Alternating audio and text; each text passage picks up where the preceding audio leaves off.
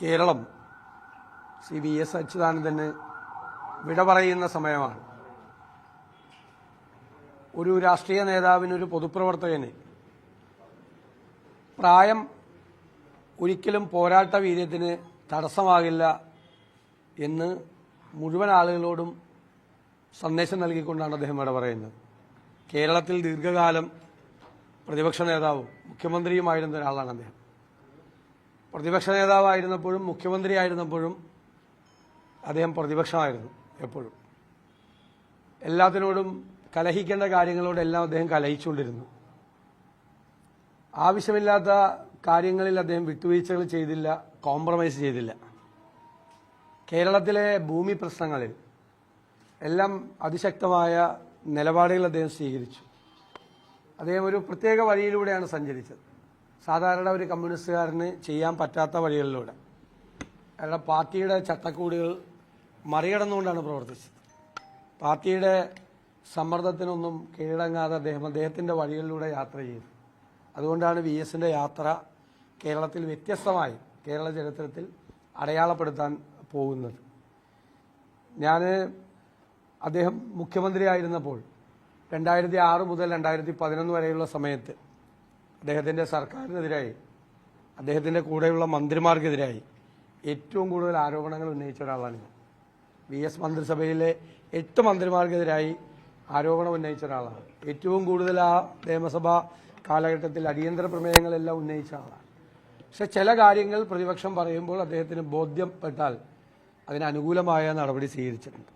ഞാൻ ഇന്നും അദ്ദേഹത്തെ ഓർക്കുന്നത് നമ്മുടെ നെടുമ്പാശ്ശേരി അത്താണി ജംഗ്ഷനിൽ 200 കോടി രൂപ വിലമതിക്കുന്ന ഭൂമി 5.5 കോടി രൂപയ്ക്ക് അന്നത്തെ സർക്കാർ സാന്റിയാഗോ മാർട്ടിന് കൈമാറിയപ്പോൾ അത് നിയമസഭയിൽ അതിശക്തമായി ഉന്നയിച്ചു.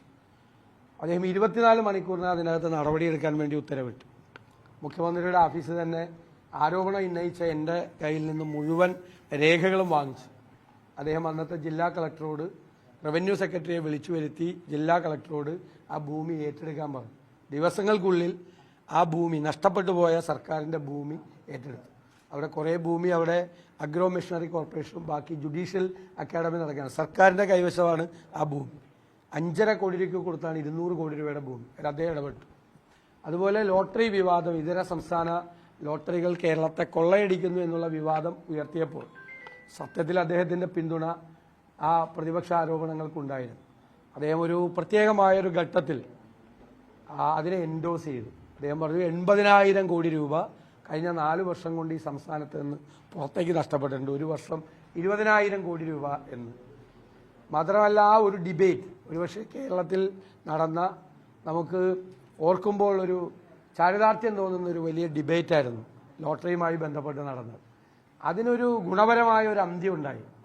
ആ ഡിബേറ്റ്, സാധാരണ പൊളിറ്റിക്സിൽ നടക്കുന്ന സംവാദങ്ങളും ചർച്ചകളും ഒക്കെ ഒന്നും അല്ലാതെ അവസാനിക്കുന്നതാണ് സാധാരണ പതിവ്. ആ ഇതര സംസ്ഥാന ലോട്ടറികളെ സംബന്ധിച്ച ആ ഡിബേറ്റിന് ഒരു നല്ല അന്ത്യമുണ്ടായി. ആ ഇതര സംസ്ഥാന ലോട്ടറികൾ കേരളത്തിൽ നിരോധിക്കപ്പെട്ടു. അത് ഞങ്ങൾ ഉയർത്തിയ ഒരു വാദം അന്നത്തെ മുഖ്യമന്ത്രിയായിരുന്ന അദ്ദേഹത്തിന് അത് ബോധ്യപ്പെട്ടതുകൊണ്ടാണ് അദ്ദേഹം അത് നിരോധിക്കുന്ന ഒരു ഘട്ടത്തിലേക്ക് അത് പോയത്. അങ്ങനെ ഒരുപാട് കാര്യങ്ങൾ ഓർത്തെടുക്കാനുണ്ടാവും. അദ്ദേഹത്തിനോട് വിയോജിപ്പ് തോന്നിയ ഒരുപാട് കാര്യങ്ങളുണ്ട്. ചിലപ്പോൾ അദ്ദേഹം സംസാരിക്കുമ്പോൾ എല്ലാ പരിധിയും വിട്ട് ചിലപ്പോൾ സംസാരിച്ചിട്ടുണ്ട്. പക്ഷേ അദ്ദേഹത്തിന് ചില നിലപാടുകളും ചില കാര്യങ്ങളും പൊതുവായ പ്രശ്നങ്ങൾക്ക് ഉണ്ടായിരുന്നു. അദ്ദേഹം മൂന്നാറിലെ നടപടികൾ നിർത്തിവെച്ച് കുറേ ആളുകൾക്ക് കീഴടങ്ങിയ ഘട്ടമുണ്ടായിരുന്നു. മൂന്നാറിലെ നടപടികൾ തന്നെ ചോദ്യം ചെയ്യപ്പെട്ടിരുന്നു. നിയമപരമായ നടപടികൾക്ക് അപ്പുറം പോയി. അതെല്ലാം അദ്ദേഹത്തെ ചോദ്യം ചെയ്യുകയും വിമർശിക്കുകയും ചെയ്തവരാണ് ഞങ്ങളെല്ലാവരും.